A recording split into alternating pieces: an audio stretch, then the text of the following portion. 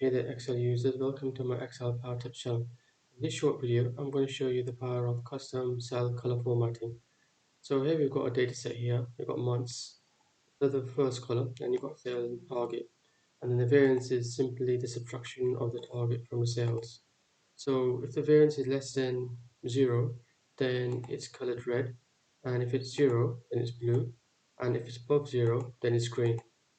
Not only is it green, but you'll also see there's a plus sign in front of the variance. How do we go about doing it? So I'll give you a demonstration of how this works first. So for the first row for January, we got sales of 20,500. We change that to 24,500, and that's £2,000 above the target. It's put the variance correctly. The formula is going to give the correct result anyway. But not only has it done that, but it's also colored it green from red before, and it's also the sign has changed from minus to a plus. Now another example where the sales for the month of April, if we make that the same as the target, so if we put that at 30,000, not only it's put the variance correctly at 0, but it's also changed the color formatting to blue. So how do we go about doing this?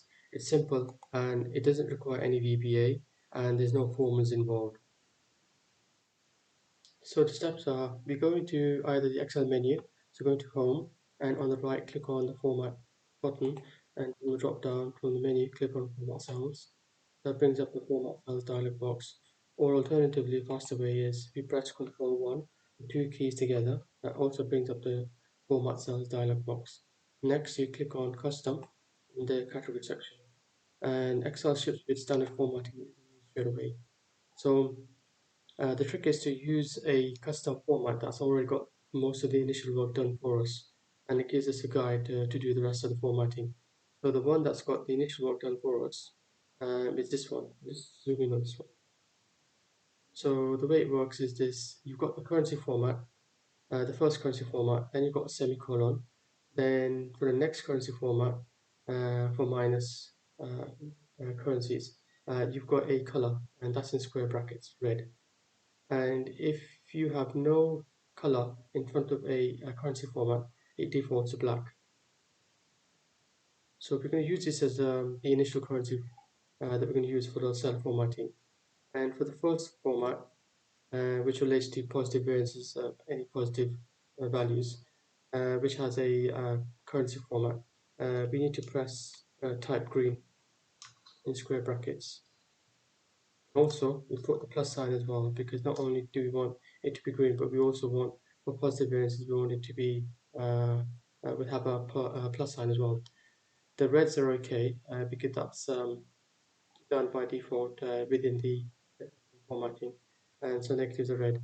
So we can build on that by adding a third format, custom format on the string. So for zeros, we want it to be blue.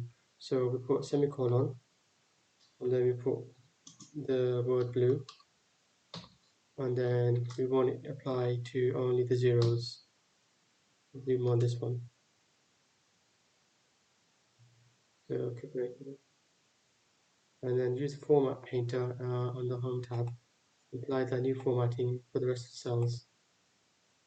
So let's test that. So for the sales for January, 20,500, 22,500, the variance is calculated correctly as minus 2,000. So let's change the sales to 24,500. So the variance is calculated correctly as 2,000, and the colors change, the font colors change to green, and there's also a plus sign. So it's good for the user to quickly identify where the positive and the negative variances are.